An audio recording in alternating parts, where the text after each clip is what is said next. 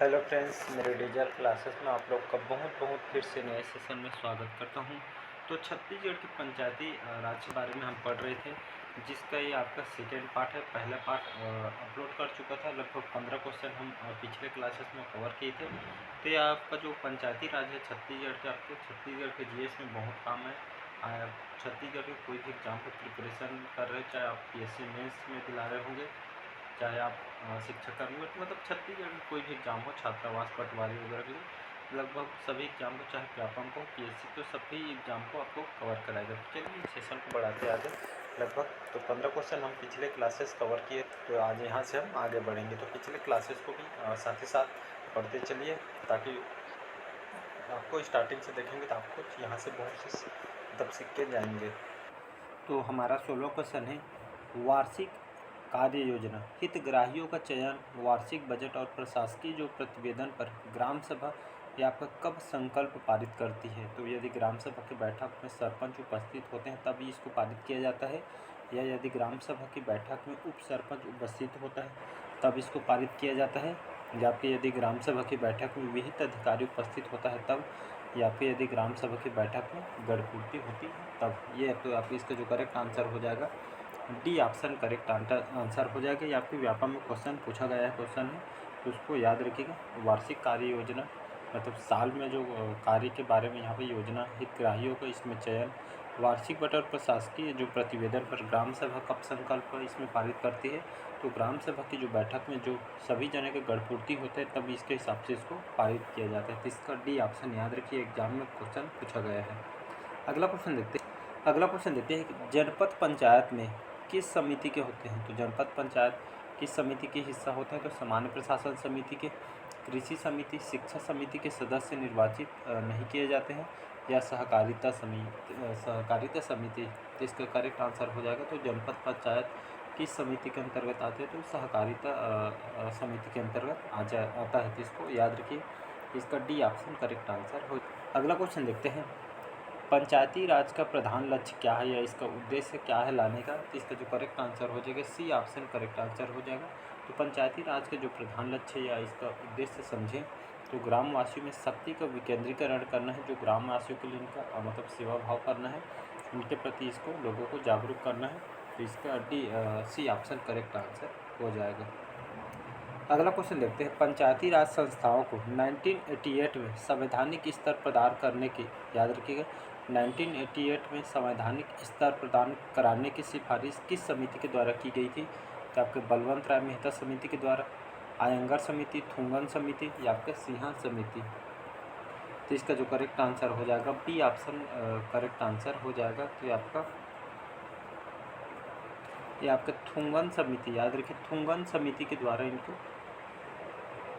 ये आपका 1988 में संवैधानिक स्तर प्रदान करने की सिफारिश इन्होंने की थी। तो इसको याद रखिएगा। अगला क्वेश्चन देखते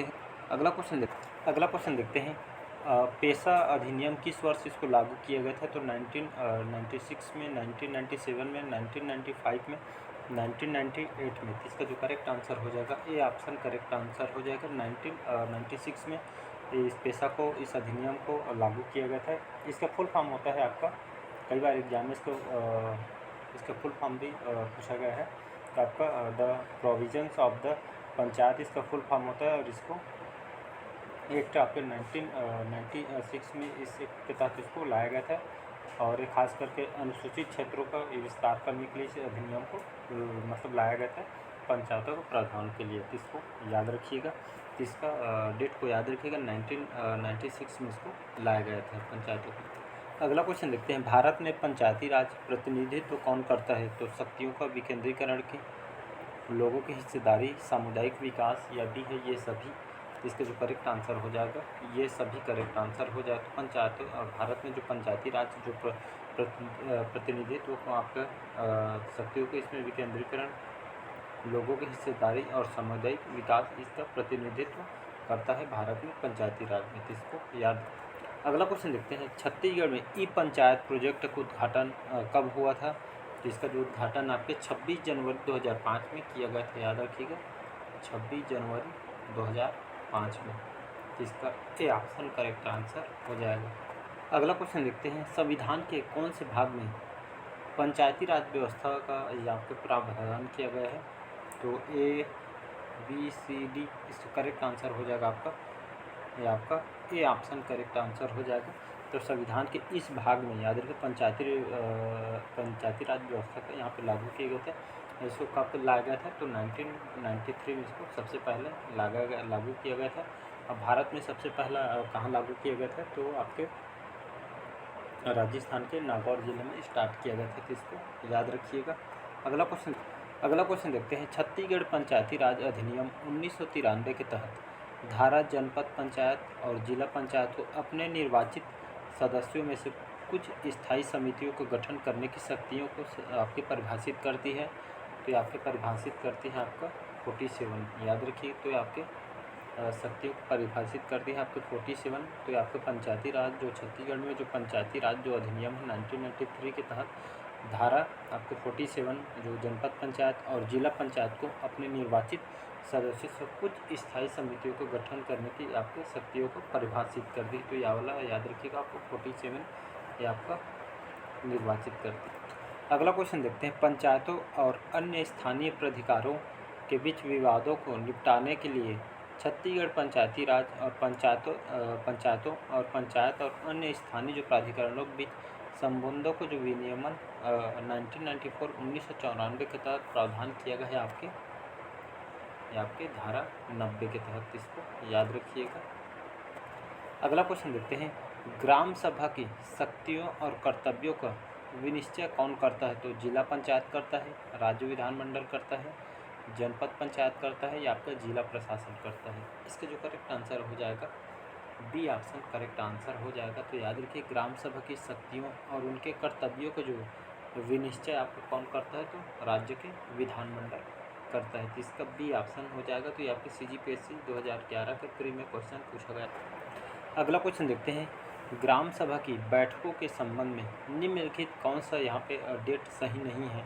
तो ग्राम सभा की बैठक मतलब कौन कौन से डेट में किया जाता है, जिसमें से जो डेट दी है इसमें से कौन सा सही नहीं है बोला गया है?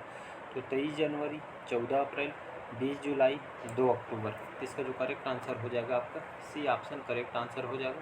तो इनमें से ग्राम सभा की जो बैठक के संबंध में जो 20 जुलाई है ये आपका सही नहीं है।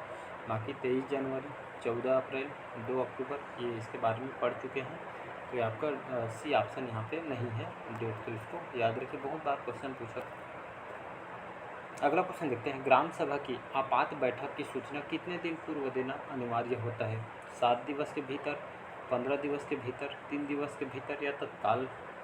इसका करेक्ट आंसर हो जाएगा आपका सी ऑप्शन 3 दिवस के भीतर। तो याद रखिए, ग्राम सभा की जो कभी भी अर्जेंट अगर ज़रूरत पड़े तो ग्राम सभा की अगर बैठक बुलाना हो तो इसका जो सूचना है, जो गांव में जो सरपंच होते हैं आपके 3 दिन के पूर्व इसको देना अनिवार्य होता है। तो ये आपके CGPSC में आया हुआ है 2021 के पेपर।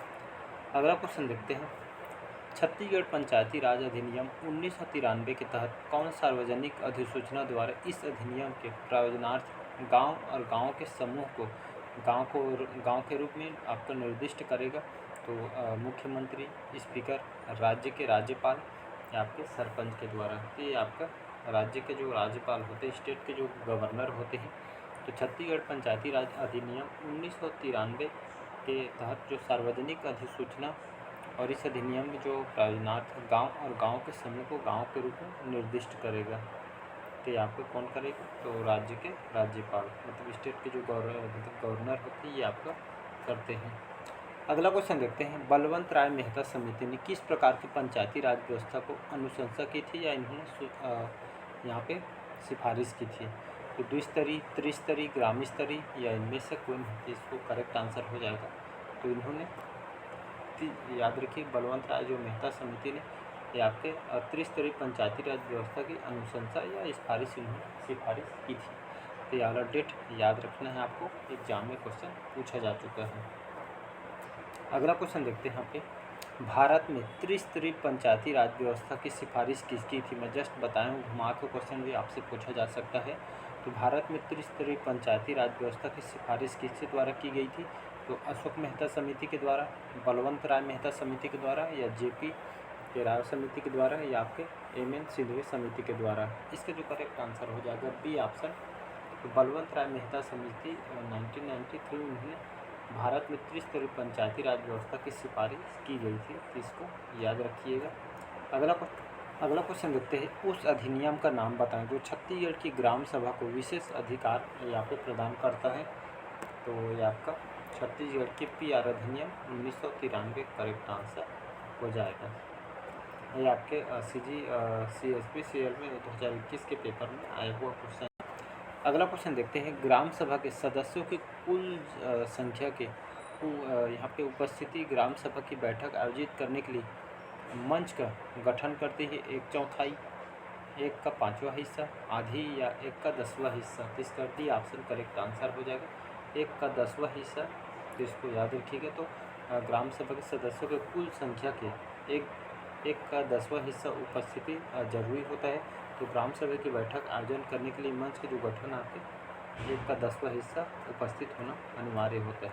अगला क्वेश्चन देखते हैं, 2004 में संशोधित छत्तीसगढ़ पंचायती राज जो अधिनियम है 1993 की धारा 6, याद रखिए 1993 की धारा 6 के अनुसार एक ग्राम सभा का आयोजन वर्ष के प्रत्येक 3 महीने में 1 बार होता है, 2 बार, 3 बार करना चाहिए, आपके 4 बार।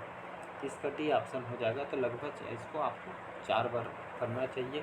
तो 2004 में यहाँ पे संशोधित करके जो बताया गया है कि छत्तीसगढ़ में जो पंचायती राज अधिनियम 1993 के धारा 6 में स्पष्ट बताया गया कि इसके अनुसार ग्राम सभा का जो आयोजन है मतलब साल में या वर्ष के प्रत्येक 3 महीने में, याद रखिए 3 महीने के अंतराल में ये आपका 1 बार करना अनिवार्य है।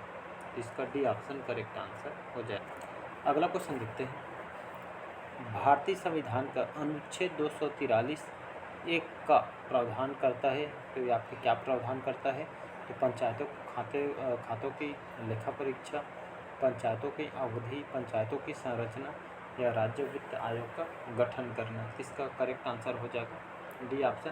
तो भारतीय संविधान के जो अनुच्छेद आर्टिकल 243(1) में ये आपको प्रावधान करता है। तो ये आपके राज्य में वित्त आयोग का गठन आपका इसके बारे में बताया गया। तो गठन यहाँ पे किया जाएगा इसके तहत और प्रावधान किया गया। अगला क्वेश्चन देखते हैं, राज्य सरकार पंचायतों के लिए सहायता अनुदान निर्मित करेगी जो आपके खाली स्थान की सिफारिशों के आधार पर निर्धारित किए जा सकते हैं, राज्य वित्त आयोग के द्वारा, सरपंच के द्वारा, जिला कलेक्टर के द्वारा या मुख्य न्यायिक मजिस्ट्रेट के द्वारा। इसका करेक्ट आंसर हो जाएगा राज्य वित्त आयोग के द्वारा। तो राज्य सरकार पंचायतों के लिए सहायता अनुदान जो निर्मित करेगी जो आपके राज्य के वित्त आयोग की सिफारिशों के आधार पर निर्धारित किया जा सकता है। इसका ए ऑप्शन याद रखिएगा।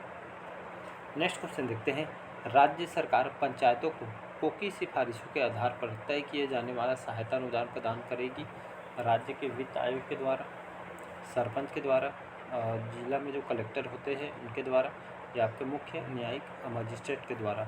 इसका करेक्ट आंसर हो जाएगा आपका राज्य के जो वित्त आयोग है इनकी सहायता का अनुदान यहाँ पर प्रदान करेगी। तो राज्य सरकार जो पंचायतों को मतलब उनके द्वारा जो सिफारिशों के आधार पर तय की जाने वाली जो सहायता राशि है आपका अनुदान आपके राज्य के वित्त आयोग के द्वारा अनुदान प्रदान करेगी। इसका ए ऑप्शन करेक्ट आंसर हो जाएगा, राज्य के वित्त आयोग द्वारा यह आपका सहायता अनुदान प्रदान करेगी।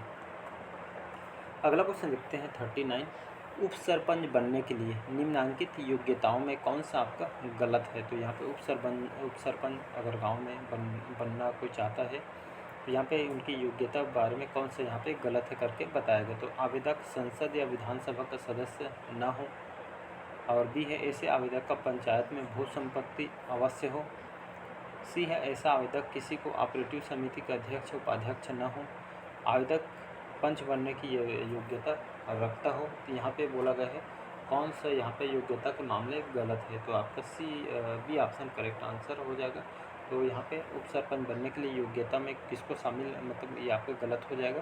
तो ऐसे आवेदक का पंचायत में भू संपत्ति अवश्य हो, ये आपका गलत हो जाएगा।